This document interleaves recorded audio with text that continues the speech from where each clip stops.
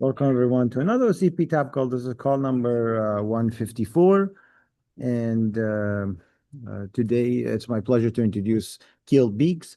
Kjeld is a experimental physicist working at the intersection of nuclear quantum optics, quantum metrology, crystal growth, solid state physics, and electron nucleus interaction.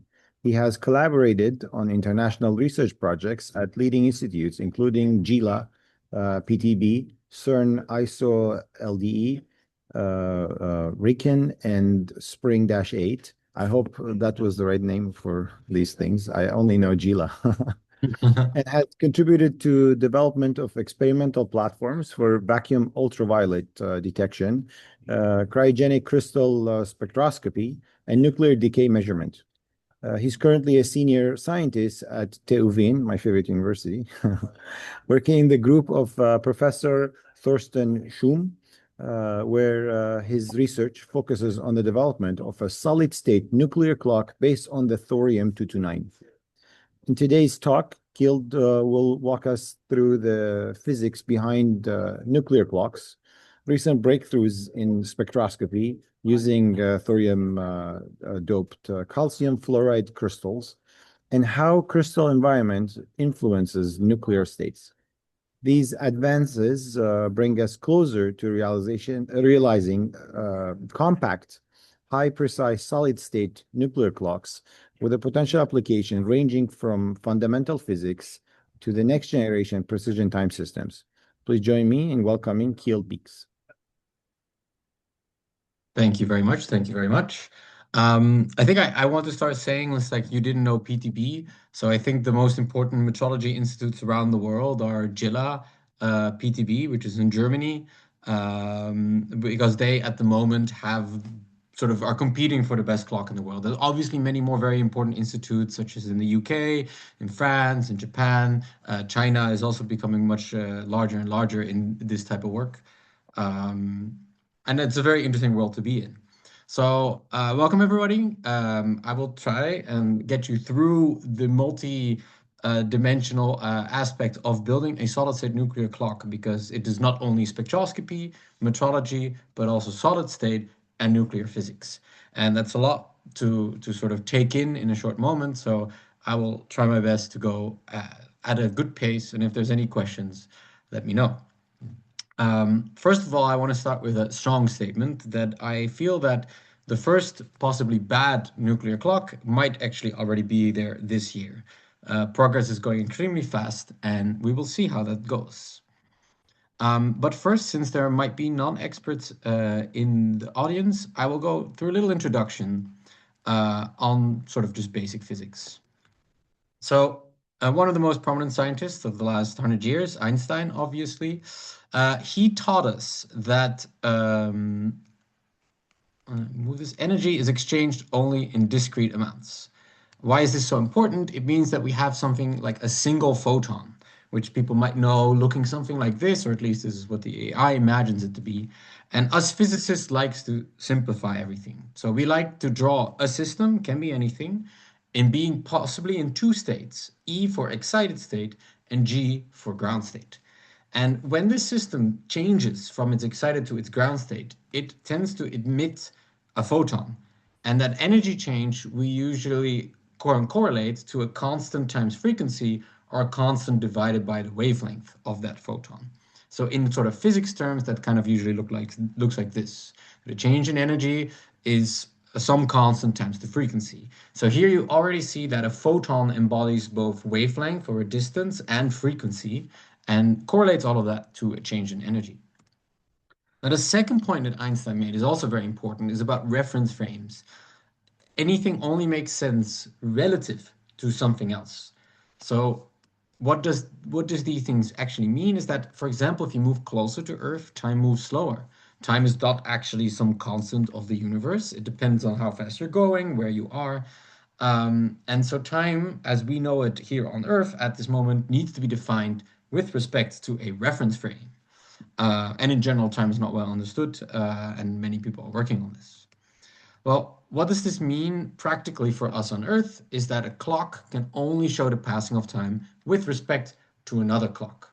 That's why we have to define the second, because only we define this as a second, and then relative to that, we can start determining time. Now, a second, aside from Einstein, very important aspect of physics is spectroscopy, where you actually look at the structure of a system by looking at the quanta of light, or these photons of light that are emitted. So I made this simple example, but usually systems have many more excited states. And so that tells you about how the system looks like. And this can be a nucleus, this can be an atom, or this can be a molecule.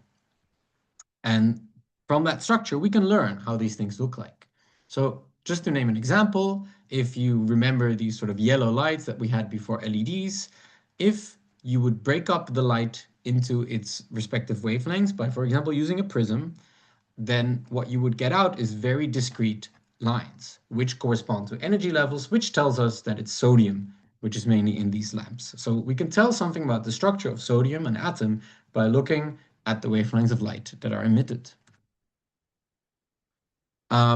And then we can translate this into the nuclear regime, because of course I'm going to get a bit into nuclear physics. So in nuclear physics, we have Nussbauer spectroscopy. In Nussbauer spectroscopy, you have a nucleus, which obviously also has such an excited and a ground state. And when it decays, for example, through radioactive decay, it emits a photon, usually of very high energies, in physics terms, kilo electron volts. Whereas this previous image, there the energy was about only in the electron volt scales. So 1,000 times higher energy this photon is emitted, and when it hits another nucleus, it can excite that nucleus. This would not be very interesting spectroscopy. So effectively, we use one nucleus as a light source to probe another one, and we won't learn much from it. But if we put that other nucleus in some other material, then actually new levels emerge from the interaction of the nucleus with its environment.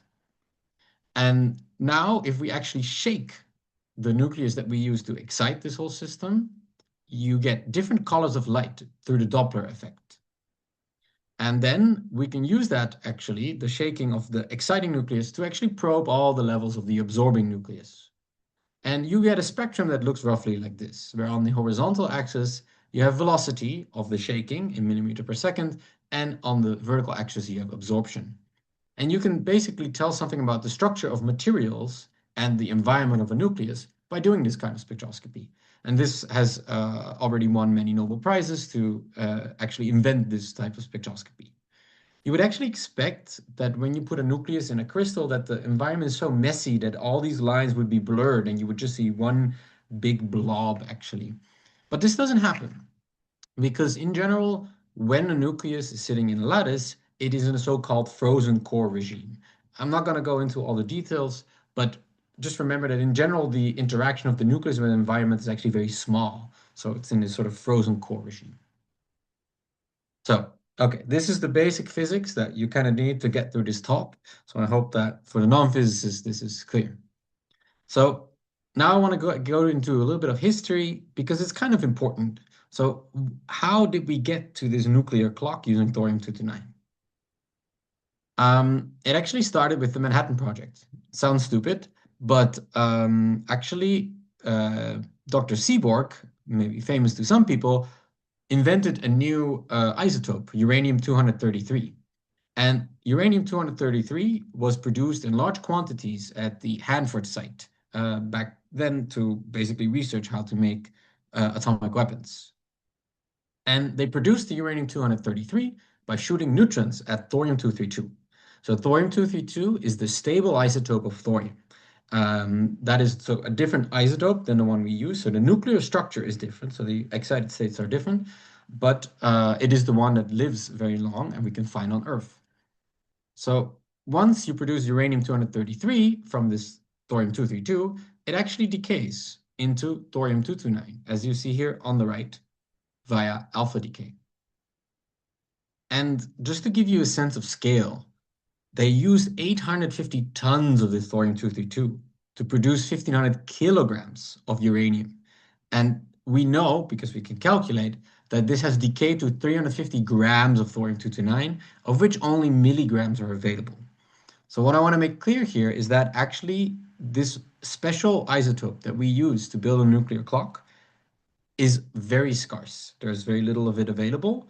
And it is constantly being produced by the uranium decaying, but there's actually very little available, and we need to make do with the little that we have. So obviously what scientists then like to do is spectroscopy. As I said before, one of the most fundamental tools in physics. So when this uranium decays into thorium, it tends to not decay to the ground state of this thorium, but it decays to an excited state. And the thorium nucleus is in one of the higher lying excited states and start emitting all kinds of gammas. So then there was a publication by Kroger and Reich, which found an extremely low lying excited state of the nucleus, which had less than 100 electronvolts of energy. And if anyone remember, usually nuclei emit kilo or mega electron volt energy photons. So this would be extremely low. So they measured all the different energy levels here again, grounds and excited states. And from that, they could figure out here on the bottom left that there is a very, very small, less than 100 electron volt excited state. Well, now this sort of spurred on more and more research into this, but quite slow because first there was a little bit of a war intermezzo, a Cold War. And then starting from the 90s, some people did some new gamma spectroscopy measurements and they're like, actually it's close to 0 electron volts. Well, that would be even crazier. And then they sort of updated their value and they came to a point where actually this nuclear excited state was in the optical regime. So effectively, it was only 350 nanometers. That means we could take lasers, because by then we had lasers, and excite this nucleus, which was never done before with a nucleus. So in 96, we had Takalya, a theorist which first proposed some of the applications of such a low-lying nuclear excited state. And he said the existence of such a level is very interesting and can solve many important physical problems, such as measuring the half-life of isomeric levels, excited states basically of nuclei, development of a nuclear light source for metrology, etc. And precisely this nuclear light source for metrology is what we started working on to build a precise clock. Well, now, then the first question one should ask is, what is actually precision? What makes a precise clock? Well, I've always found this poster very funny. I guess a bit outdated now, but some people there's a Rolex ad which says if you hunted big game, you'd wear a Rolex because they want to emit precision. Although watches are not the most precise thing in the world, and definitely not people shooting things. I would always explain precision like this. So here you see a church tower, but it's not really a great picture. Well, and precision is how well you can tell the time from this picture. You look at it and you're like, okay, it's somewhere 9:40-ish. And then you can look on your phone and you see, it's 9:47, for example, which is a much more precise way to tell the time. Now, there's also another thing that's called accuracy, and that's how correctly you can tell the time. So you look at the church clock and then actually you realize that you didn't change to winter time on your watch, for example, and you see that it was an hour off just because you did something wrong or you measured something wrong.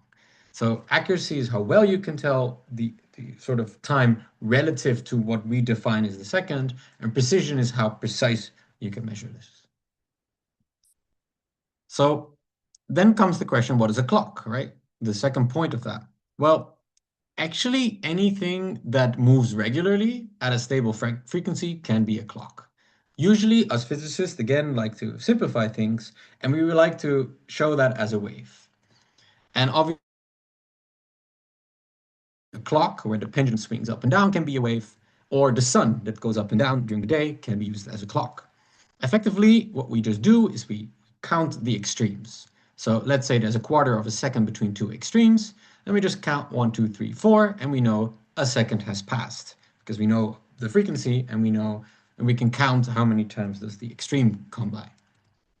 Well, now, as I explained at the very beginning, this actually can also now be connected to something which has an energy level, because we can connect energy to frequency.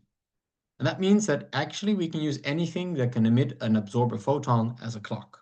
Some will be better or worse clocks, because there are things that are important to note. So the quality of such a energy level, let's say, to be used as a frequency standard is something where we usually like to say, okay, the width of the frequency or the uncertainty in the frequency or its stability divided by the total frequency is something that will tell us a bit about how good of a clock this would be.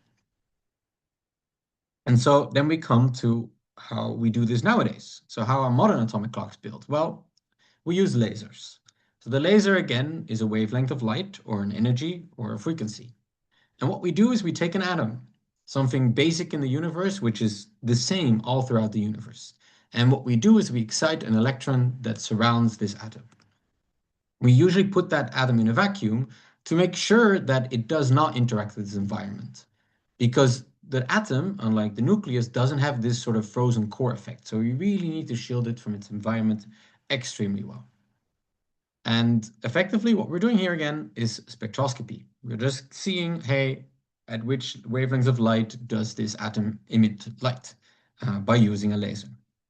And then in the end, we need to count the extremes. We actually use something called a frequency comb, which is something that won a Nobel Prize. To explain exactly how a frequency comb, I need too much time, but effectively it can be used to very precisely measure the frequency of a laser as compared to another laser or as compared to a microwave frequency standard, which are the ones that are commercial nowadays, for example, the cesium microwave standard. Well, why do we like these atomic clocks above the cesium microwave standard, which is the definition of the second? Well, like I said at the start, a clock can only show the passing of time with respect to another clock. And now atomic clocks, it's the same for every atom in the universe. So one can compare any clock to any clock with no issue whatsoever. And that means we can measure all kinds of extremely small details. So that's why we use atoms. They are also very sensitive probes for the environment. You can measure gravity and time dilation with it. There are even clocks where you can basically measure the passing of a person next to the clock, just from the gravitational pull of that same person itself. And as you all might know, we need those kind of atomic clocks for GPS as time runs different throughout space. So none of the GPS would work if we didn't have clocks aboard each and every one of the GPS satellites. And then a funny thing that I like to do is you can go to time.gov and check how bad your clock is. For example, I checked this, my clock was off by minus 1.1 second.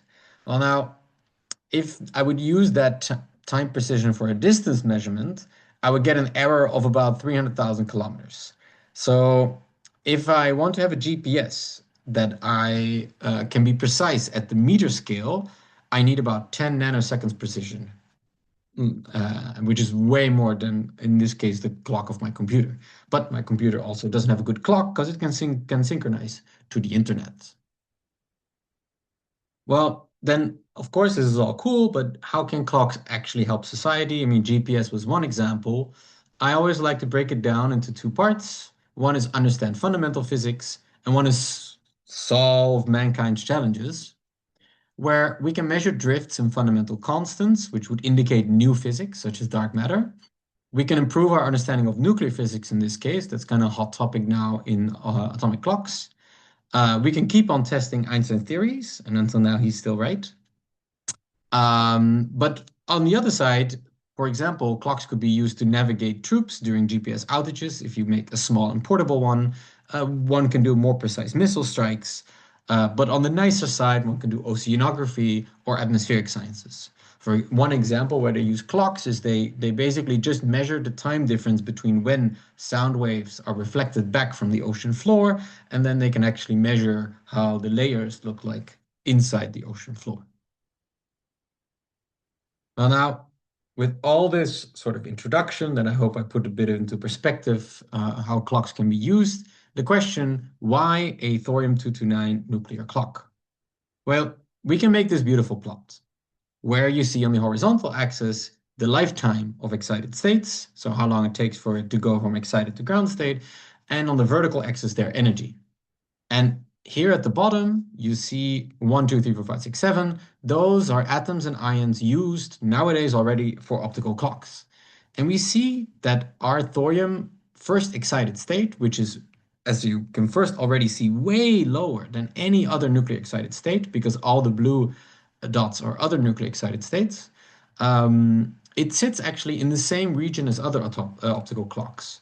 So what we can do is we can transfer technology that has already been built up for atomic clocks directly to a nuclear clock, which would have its energy at about 8.4 electron volts, which is a bit higher than all the optical clocks, but as far as we believe, it's still in a reachable range. Possibly it would improve precision, this nuclear clock, because this quality factor that I talked about before is a bit higher, but it's not a very significant boost. The main improvement of the thorium nuclear clock is that it's much less sensitive to the environment. So because the electrons around in an atom are used for the optical clocks nowadays, and they are much larger than the nucleus, where the atom basically is 0.24 nanometers or an angstrom. The nucleus is only 11 femtometers, which is several orders of magnitude smaller. That means it's much less sensitive to external perturbations, which would make it a more precise clock. And another thing that we physicists are very interested in is that the nucleus is obviously not like the electrons. It is built up of many, many particles where it is held together by the nuclear force and is pulled apart by the Coulomb force. And basically between ground and excited state, there's actually huge forces at play. And then in this little infogram, you can see, well, if between this ground and excited state, there's only 8.4 electron volts of difference for this thorium nucleus, actually the two underlying forces are changing by almost 50 kilo electron volts. And that huge change means we are much more sensitive to fundamental physics than actually any optical clock would be. So that's why we are very interested in this thorium nuclear clock. And then I guess I'm getting to the reason why I got invited to this talk, because at the Technical University in Vienna, the favorite university, we actually developed some crystals because we doped the thorium in the crystal, which I will get to in a moment. And we sent those crystals around the world and got amazing results, which I will all detail. And here I like this little plot where you see the uncertainty of the energy of the thorium over time. Because as I sort of went through this history with you, we discovered the thorium and had a huge uncertainty. Here on the vertical axis is the energy uncertainty in kilohertz versus the year. And actually, ever since 2019, we have, well, almost exponentially been growing our precision. And if we keep up this rate, we will have a thorium clock this year. Not a very good one. I think to build a good one, it will take quite some years, but at least we are exploding, I would say. And that's why I want to talk to you now about how we built a nuclear clock. In the meantime, though, are there any short questions that people want to answer? Well, I guess not. Then I will just continue talking about how we built a nuclear clock. And if you have any questions, you can also just raise your hand and I will see it. So step one for us was building the container, because as I said, for optical clocks, we need to put them in some sort of vacuum to isolate them from their environment. And in this case, we put it in a solid lattice. We trapped the thorium in a crystal. So we grew crystals like this, where we get doping concentrations between 0.1% and 5% of thorium in replacing, in this case, calcium fluoride. So we have a calcium fluoride crystal where we dope thorium in. And we actually made these crystals subsequently smaller and smaller because the isotope of thorium that we use is scarce, as I explained before. And then we physicists again like to show this more abstract. So this is like a little structure model of how the calcium fluoride looks like. So here in blue, the calcium, in yellow, the fluoride, and then how a thorium atom would be sitting in them. And we believe that this approach would be much better than the vacuum, because we can make very small crystals, as you see on the left. And aside from that, the nuclei should not have much interaction with their environment, and they should be in this frozen core regime. So, as I said, my name is Kjeld Bakes. So my main task was baking the thorium crystals. Sometimes I like to compare them to a good oven. So I worked a lot in the lab, growing all kinds of crystals. And I think the most important thing is because thorium-229 is radioactive. As I said, it's not an isotope that is found on Earth, only as a decay product of uranium-233, which makes everything a bit more complicated. That's why we are at the Atom Institute, the nuclear reactor in Vienna, because you have to grow crystals with radioactive material. And I always say it's manageable, you just don't lick the crystals because, well, for obvious reasons. So what do? We actually kind of just put some nuts into a bread where the calcium fluoride is the dough and thorium-229 is the nuts. So if we have the atom, thorium-229, which has an 8,000-year half-life. So it's radioactive, as I said, but not extremely radioactive. It has this, like I said, special narrow millihertz nuclear excitation at an optical wavelength. This 148 nanometers, or converting into energy, 8.4 electron volts. This nucleus should be frozen in its environment, so we can just throw it in a crystal. So the thorium should be surrounded by sort of a cage of fluorides. And when we do that, the thorium actually becomes 4 plus. The nice thing about putting it in a crystal versus putting it in an isolated environment is the density. So we can have 10 to the 15 nuclei in the same volume as we normally would have only a single ion, which would of course mean that we have much more signal if we try to probe this nucleus with spectroscopy. And in the end, it looks like this, calcium fluoride, which is a very small, tiny, clear crystal. We chose calcium fluoride because it has a cubic structure, which is easy to calculate. We know from literature and previous research that it readily takes dopants. Maybe you've heard of europium scintillators or ytterbium calcium fluoride lasers. Calcium fluoride has been intensely studied. It's transparent up to 122 nanometers. That means that the wavelength of light that we need to use to operate the clock or excite the nucleus can freely travel through this material. And there are established growth techniques for single crystals. The only difference is because calcium is 2 plus, we need to add an extra 2 fluorines somewhere in order to compensate for the fact that thorium becomes 4 plus. This is because of chemistry, instead of the calcium, which is 2 plus. And in general, I will go into the detail of the structures that we see because that will be important for the clock that we want to operate. So, because when we put thorium and calcium fluoride, it obviously changes the taste, right? So we have this 148 nanometers, and what we can do is we can simulate what happens to the calcium fluoride electronic structure when we dope a bit of thorium in there. Using many different geometries, actually, because you can have the 2 fluorines that I was talking about far away, as in the top left, they are not close to the thorium. They can be right next to the thorium in this configuration, right next in this configuration. We can also remove a calcium, because in this image, the gray balls are calcium, the pink ball is thorium, and the yellow and orange balls are fluoride.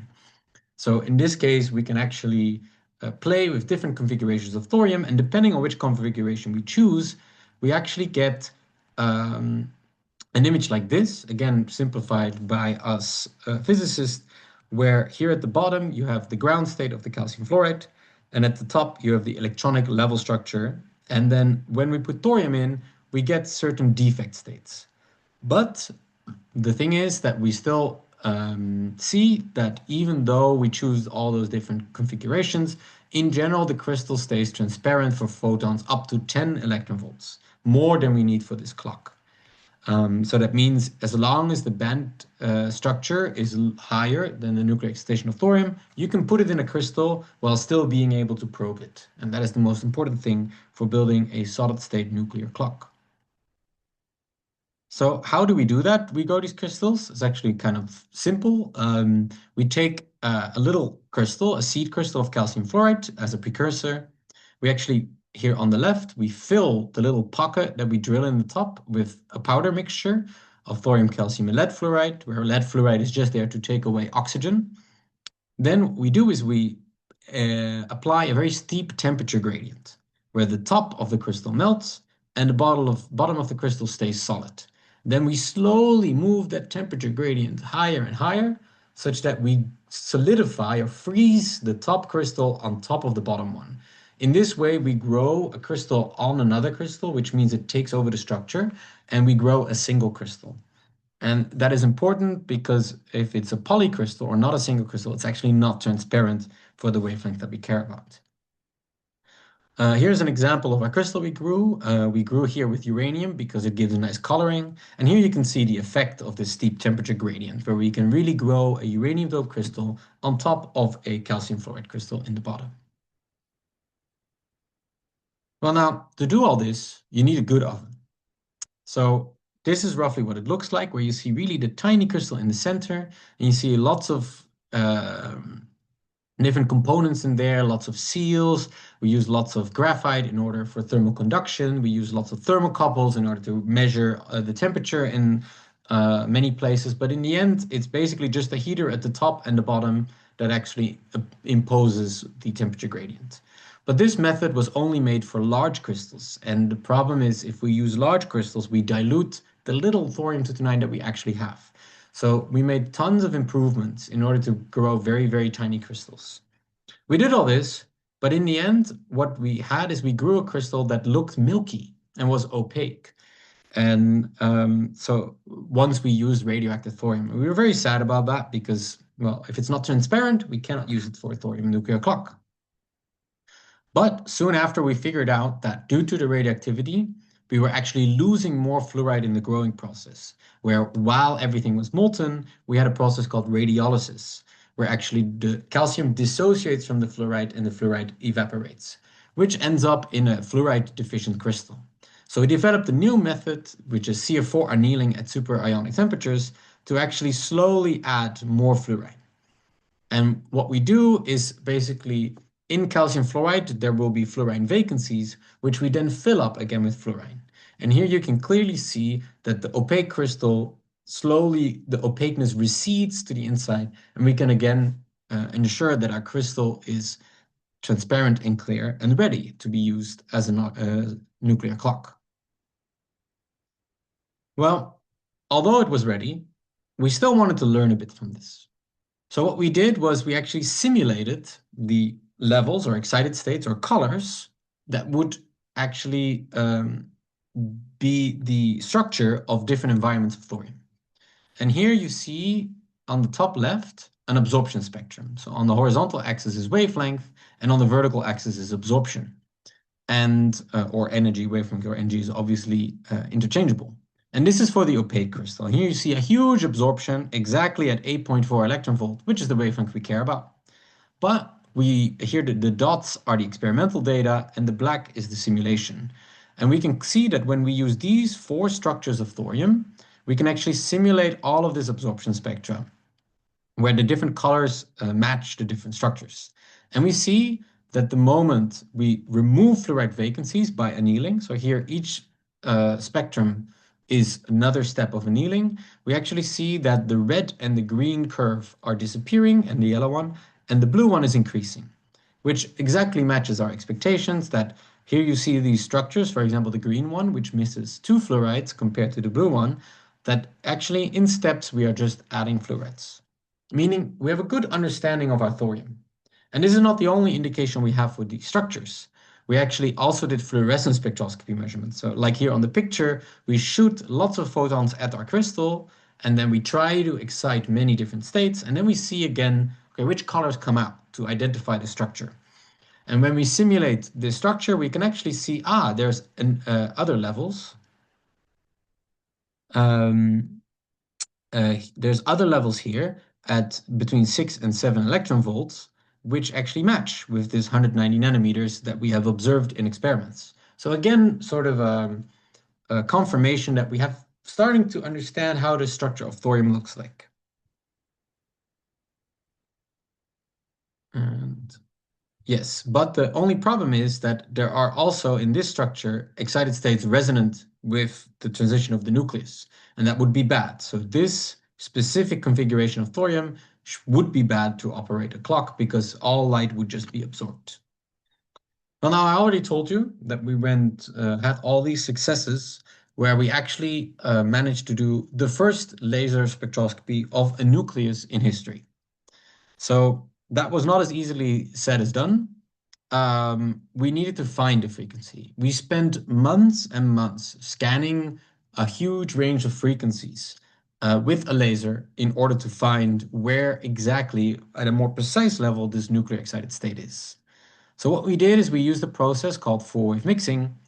And in the 4-wave mixing, what you do is you use a laser at, in this case, half the energy of the nuclear excitation, where 2 photons excite, in this case, xenon, and then with a second red laser, you force it to emit photons in the VUV that then should be resonant with the thorium nucleus. If you want, you can look up what 4F mixing is. So basically, we built a laser based on 4F mixing, and then we would hope we can excite the thorium nucleus where the energy levels of the thorium nucleus are sitting in between the valence and conduction band of the solid it was in. In practice, that looked like this. So here's a blue laser pointer because you can obviously not see the 150 nanometer light. But here you see our little crystal sitting on the left, a big collection mirror, some optics, and everything in vacuum. Because sadly, 150 nanometers is a wavelength which is absorbed in air. That means we cannot operate our clock in air. And using this apparatus, we managed to actually do, for the first time, nuclear laser spectroscopy. So here on the vertical axis, our fluorescent signal from the crystal, so like the nitrogen lamps, basically. And on the horizontal axis, the frequency offset in gigahertz, which is much, much, much smaller. That's, I think, milli electron volts than any of the energy uncertainties we saw before. So here you see at the base in picture B, you see the nuclear line that we measured. And in C, we actually did a background check. We did basically a consistency check. We also did the same spectroscopy on a crystal doped with the natural isotope, as I explained at the start. And obviously, because the two different nuclei have very different nuclear structure, but have the same electronic structure, we could exclude if this line came from any electronic levels in the solid state crystal. From this, we could definitely discern it is from the nucleus. And subsequently, we also measured the lifetime of the nucleus, which we saw is very independent of temperature, which is all as it should be. So here on this plot, you see the fluorescent signal over time. As any randomly decaying system, it should be an exponential decay. And this result was quickly confirmed by the group at UCLA. They use a different crystal, LICEF, so not calcium fluoride, and they're at the same energy. They measured also the same line of the nucleus. So now we were very certain that we finally managed to high precision find the thorium-229 nucleus. So step one of building a clock complete. But as I explained to you before, when we put a nucleus in a solid, we know actually that the structure, there's more levels available due to the interaction of the nucleus with the structure. But these are hidden below the width of this line, because the width of the line that you see here was not limited by the nucleus, it was limited by the laser that we used.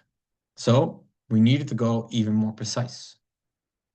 One thing, though, that is very interesting to us that we found out as well during these measurements is a process we call licking. So a bit of a joke to don't lick the crystal. Light-induced quenching of the nuclear excited state, where we increase the nuclear solid state coupling through laser excitation. So here again, this image that I showed you before, where we have the electronic structure of the solid state. And in here we show two cases. One where defect states created by the thorium doping that are above or below the actual energy of the nuclear excited states. And we believe that in principle, this nucleus can couple to these defect states, and one can have two photon excitations or two photon quenchings happening. And so we wanted to test this out. So we built a very simple system. We had our VUV laser where we could excite, and we had a quenching laser such that we hoped that the VUV laser would excite the nucleus and the quenching laser would couple in some way to these defect states. And then obviously, if you remember the picture of the structure that I gave you, there are many levels through which the nucleus could probably actually decay. Well, we did this experiment and this was our result, where you see again this exponential decay of the nucleus.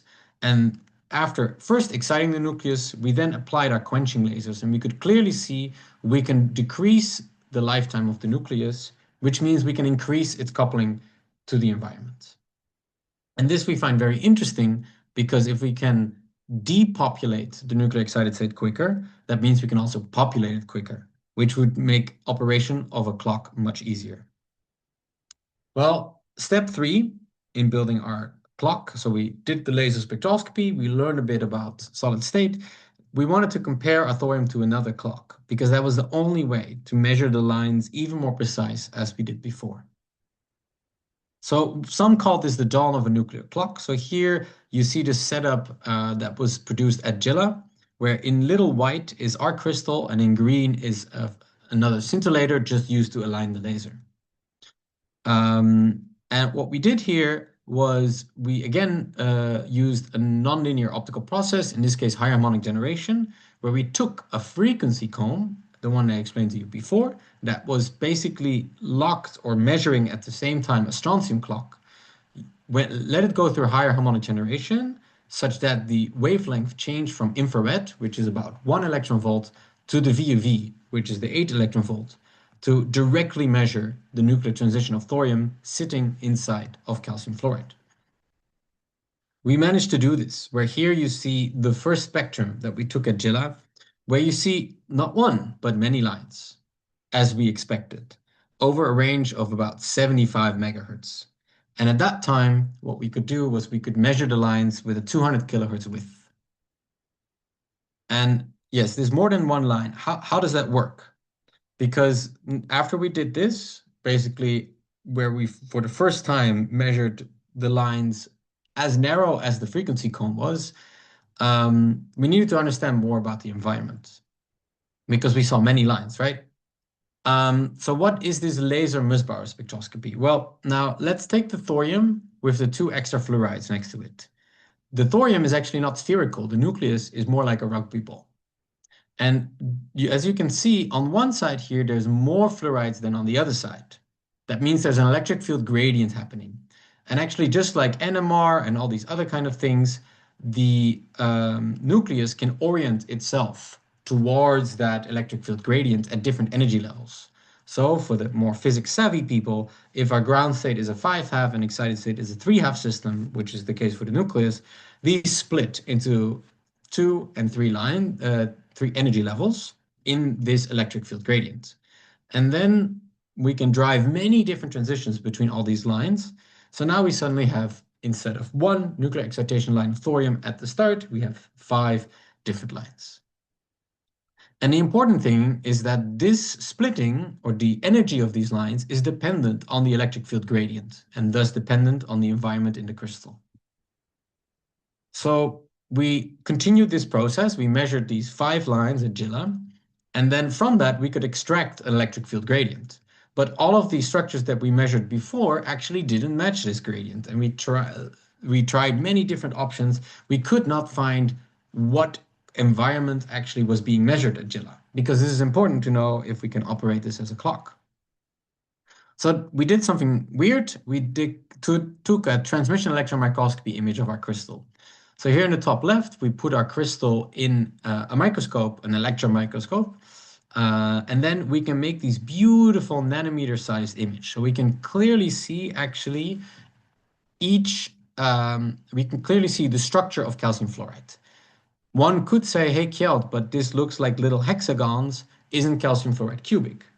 That's true, but if you take a cubic crystal and you rotate it in the right way, it becomes hexagonal.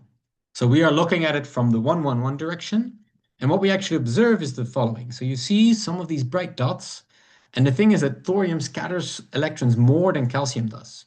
So every bright spot is a column of calciums, as in the 3D figure here, containing at least 1 thorium. And what we observe is that actually the thorium likes to sit next to each other. The thorium doesn't like to be alone. They like to cluster. So this motivated us to do more of this Musbauer spectroscopy. So we now did it with the second laser, which was broader than the previous one, but much more powerful. And here we could see, well, and the detection setup was actually much more efficient.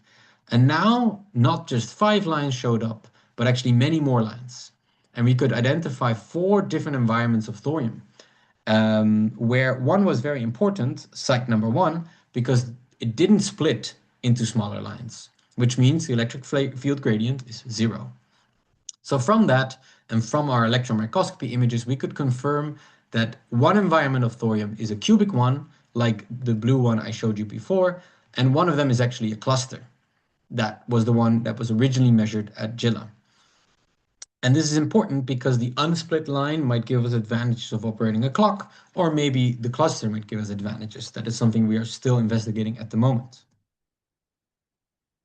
And effectively, what we're basically doing now is just mass spectroscopy, as I explained to you at the very beginning of this talk. But now, if we go back to those 5 lines that were measured at Gila, we obviously kept on improving, and we improved so much that we were not limited by the laser anymore. Now we were limited by the crystal itself. So here in purple, yellow, and green, you see 3 different crystals. In this case, they called X2, C13, and C10. And we see on the vertical axis the line width. And so we see that depending on the doping concentration of that crystal, we get a smaller line width. And we can actually fit that very nicely. So here on the right, we look at 2 different lines of these 5, line B and C, which is number 2 and 3. And we see that they have different dependencies on the concentration of thorium when it comes to their line width. And so one thing we need to do is to make a smaller line width, because as I explained way before, the quality of a clock is line width or frequency stability over the frequency. It is a goal for us to make the line width more narrow. So we need to go to smaller doped crystals. That is our limitation now. And what we also did was we measured the center of this frequency as a function of temperature.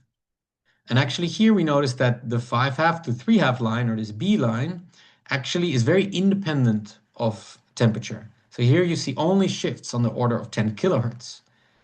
And whereas the C line, the 3rd line, actually thousands of kilohertz is changed over a similar temperature difference. And this is just because these lines either move together or move opposite to one another when temperature changes, just due to this arranging of the nucleus to the electric field gradients. And yeah, we just hit the limits of the possibility with these crystals, but still, this shows that if we would use co-thermometry, which means using the half-to-half line to determine the temperature of the crystal, because it's very sensitive to temperature, and using the B line to build a clock, then we can actually already get to 5 times 10 to the 19 frequency reproducibility, which would be on par with current day optical clocks. But we just need millikelvin stability for the temperature of the crystal. So here you have already example that the environment of the thorium is very important because different lines in different environments can have different characteristics. So what we're doing nowadays is we're attempting to do continuous wave laser spectroscopy. Because before, as I told you, was done with a frequency comb, a pulse laser, but in the end, the most narrow laser you can build with a continuous wave. Now we can have lasers down to 1 hertz. And that means if we improve our crystals, we can actually still gain and win and make a better clock. Because in the end, the best clock is just built with the best system and the best laser. We can probe other environments of thorium without this quenching effect. Because I told you about this quenching effect before, where we actually reduce our signal or we reduce the population due to laser intensity. So we actually want to probe our crystals with low laser intensity.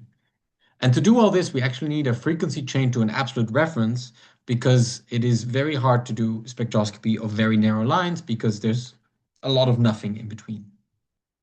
So this is the system we've built now in Vienna, where we use a 300 nanometer light or 297 that we can buy from Toptica.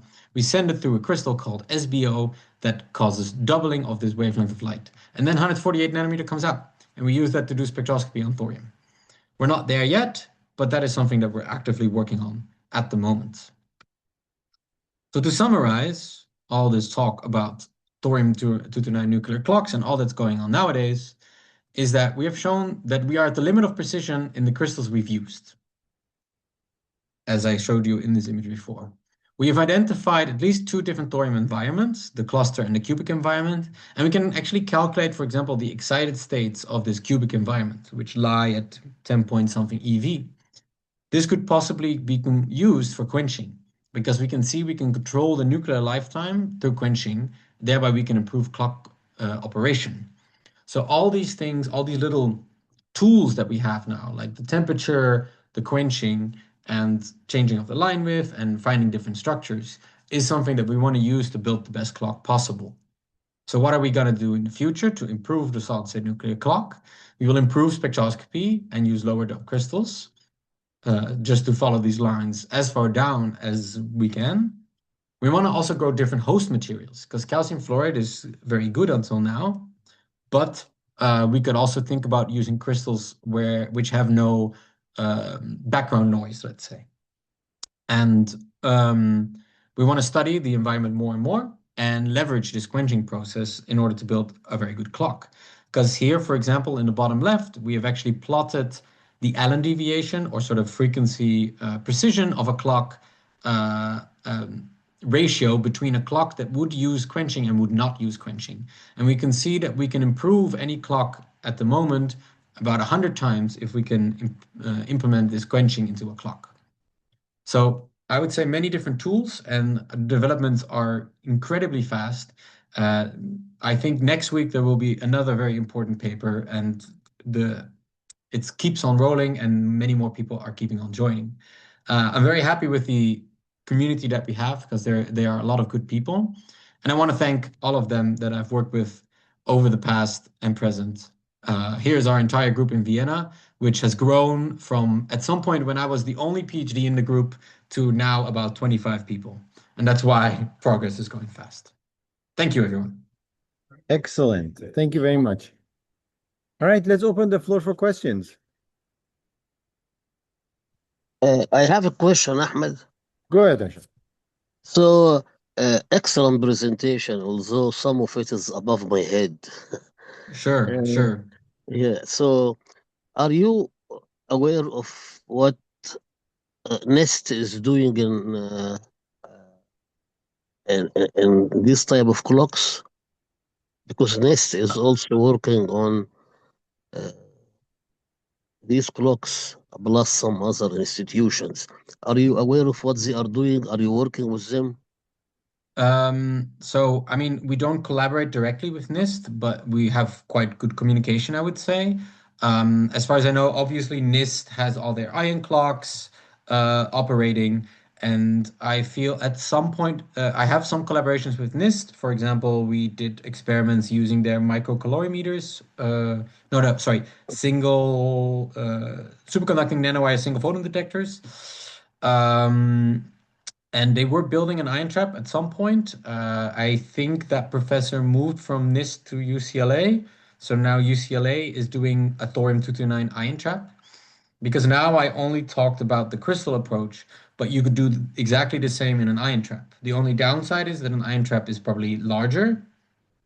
Maybe not, right? I mean, who knows what engineering can do, but possibly the ion trap is larger, but the ion trap will probably be more precise. We will always be limited, as we see now, by sort of crystal environment effects. But sort of one of the promises of the solid state approach is that one could possibly build a very small crystal, maybe even a fully on-chip integration, let's say. So as far as I know, that's what NIST is doing on thorium. Obviously, they're developing ytterbium clocks and those kind of things, and I don't follow everything to the letter. And they also have their quantum computers and things like this, which actually ion trap quantum computers are not so different from ion trap clocks, funnily. But yeah, I'm slightly aware, unless you have something very important to tell me.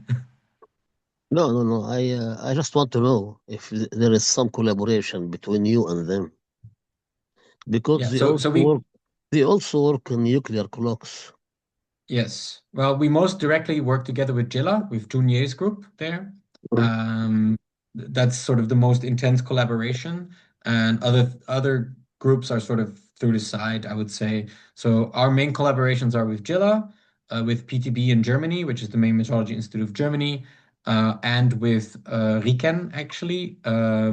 So we work together with the Katori group, which actually does all the optical clocks in Japan. And they are actually also doing many important things. They're also building ion traps, and they are just as much on it as the Americans. I also just came back from China, and there they are also very much on top of this. There's many big groups which are developing their own ion traps, their own crystals. They have grown their own thorium dope crystals already as well. They have their own laser systems, etc.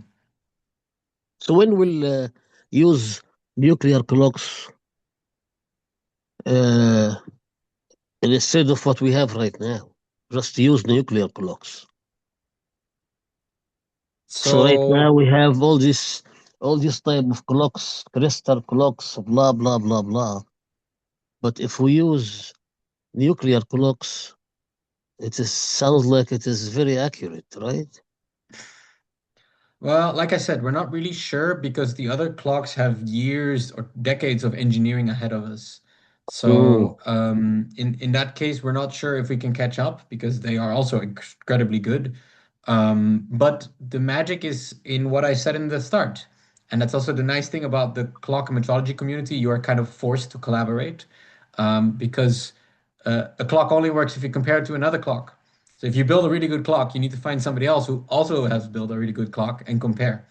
Unless you are rich enough to build two clocks, and very few people are. So in general, that's why we travel around a lot and take clocks from A to B to compare. Um, and that is also why never it will only be a nuclear clock. There will always be sort of a zoo of different types which have their own specialties. got it. So maybe one day you will be the dominant clock. Maybe, but Yeah, maybe it will be something else. We're close to a clock, but still in the research, right? It's not sure that it works. you're right. So one question, Giel, is there, like, let's say, at least like a projection of how this is going to be miniaturized? Like, are we going to, let's say, the one that you, especially you said, like, if things work and all the engineering problems are resolved or something, and physics is not on your way, to put, let's say, I don't know, something in front of some VCSEL or something and put all of it on a die or something. Is that something we can see here? Because I mean, there are things like, for example, with a vapor cell is hard to, let's say, miniaturize things. Do you Hmm. have is also miniaturization your enemy in this? Like, are similar things here? Yes, and no. I mean, in that sense, depends on how small. So the thing is, for the solid state approach, Um, I guess one could, for example, look at qubits, because there people are quite developed as well. Like how well can they do qubits in a solid state, right? And they also run into lots of troubles, but they can at least do everything lithographically. Um, for the thorium, that would maybe be also possible. There have been people who tried thin films. So people have measured this thorium nucleus spectroscopy using a thorium fluoride thin film. But the problem with the thin film was that the line was only broad. They couldn't observe narrow lines. So some process in making a thin film made it such that the line became very broad, not very narrow as we like it for a clock. And so I would say that, but that's probably an engineering issue. Just that if you scale down, you have less nuclei, so less signal. Um, I would say there are definitely hurdles. There's no showstoppers. And you could build probably nanometer or micrometer thick layers of thorium doped crystals and then connect them to some photonics, maybe even, and do spectroscopy right there and then. And then another thing is, since thorium 229 as well, like, is radioactive, is that causing problems, let's say, with the measurement apparatus that's going to be around it? Well, for example, a funny thing is we always see Cherenkov radiation. So if you know I Cherenkov radiation, it's when a particle travels faster than the speed of light in that medium. So in this case, there are electrons emitted through a radioactive decay that fly through the crystal and then emit Cherenkov radiation, which is a constant background. Yeah. This is not a problem at all. Okay. We can deal with that very easily, and the radioactivity is not really very high. So Right. in that sense, Like I 8,000 measured year or myself. something, right? The decay is Huh? 8,000. It should be like something, 8,000 year or something. Like, Yeah, what's, 8,000 years. So I can yeah. give an example. So if we have one cubed crystal, one cubic millimeter crystal, that's about 1 kilobecquerel, which is Mhm. 1,000 decays per second. Okay. I measured myself once. I think I was about 15,000 decays per second. So every human being is also radioactive. Sure. Yeah, because So of the that potassium. one, huh? Because of the potassium, I'm assuming, or something, right? Or we Exactly. have. Potassium 40, mostly in humans. So I had 15,000 decays per second of potassium, and my little 1 millimeter cube crystal had 3,000. And it could be much smaller, and then the radioactivity would also be much less. And So I the think short answer is no, then there's no problem. Yeah. no, the only problem is the radioactivity slowly damages the crystal. So usually we need to do some sort of healing cycle every so often. But this is also Oh, something that could be implemented. You could do an annealing cycle every so often in your crystal. oh wow, you have like a onboard annealing. Interesting. I didn't think Yeah, about I mean, it. I could give a whole lecture series on this, of even more fine details, let's say. Very interesting. So let's say, I don't know if that's a product, then you probably need to have two of them. And then while one of them is maintained, if you want, if like you want to guarantee like continuous operation, one of them goes annealing, the other one continues or something like this, they can just switch back and forth. And then when they're Yeah, for operating, example. they do differential. It's very interesting. Wow. Very interesting. And then the solid state also requires, I'm assuming, like some low temperature, or that's not necessary. It goes room That's temperature. not 100% necessary. That we Okay. don't know. So we now hit the limit of one effect in the crystal, which is doping concentration. So the high doping Oh yeah. concentration deforms the lattice slightly, and this broadens the line. And so I we see. just need to solve this, and then we see the next thing that limits us. But I showed you before these plots and this sort of so if I go back, let's see, there was this plot basically where let me see. I made this too big. Yeah, so here you see that the temperature that would be ideal is 200 kelvins. So Yeah, that's yeah, not room temperature, but also not really cold. And we've done some theoretical estimates as well. And then we also see it's probably ideal if it's not too cold. But honestly, these are questions I can't answer yet because it depends on lots of engineering things. yes, yes. It's not trivial that it needs to be 4 Kelvin or so. Yeah, yeah. Yeah, I think it would be great if, like, I'm understanding that again. There's a lot of things that still need to be resolved. Let's say to get to the point to get like this ADEV, TDEV, like all of this, like the the time related like calculations, and that Yeah. that gives us a very good scope. Like, okay, how much holdover are you gonna get from this? How much, like, all of these things, and that's perhaps something Yeah. we can collaborate. But probably in the end, the solid state approach, because every crystal is maybe slightly different, you would always have a similar approach as like what is it, disciplined quartz? I think Yeah, that's used there in the will be a field. So quartz, and then you use interrogation. Something. yeah, yeah, yeah. But so you would take a thorium crystal, like a little mobile one, you would compare it once to a really good clock, and then you know exactly where in this specific crystal what the transition frequency is, and then you could use that to build a very good clock for an incredibly long time. Yeah, and then in Um, the operation there will be, let's say, I don't know, another uh crystal that I mean, oscillator or whatever, that is good in short term, and then you keep interrogating like the thorium to, I mean, that's like normal, like what we, again, y- as you said, y- the engineering part is still under development. Yeah, So but we see with any of these optical clocks we operate, we always need a microwave reference as well. So any yeah. lab making these also has a rubidium clock or cesium clock standing in their lab as well. Yeah. So you would always need to add a microwave reference as well because you need to run your electronics and you need to run your electronics precise, otherwise you can't do the spectroscopy precise. That's Yeah. kind of the magic trick. Yeah. How do you have other prototypes for these nuclear clocks? I understand it is not in production yet, but No, no, what, no. It's far from production. It's still research. There is no prototype. Until now, calcium fluoride, doped thorium, the ones that we have in Vienna, are the only ones that are working. That's all I can say. The rest is not working yet. really? Yes. Because I thought there are some prototypes available from Nest, and you know, you have your email. Ahmed will provide your email, right?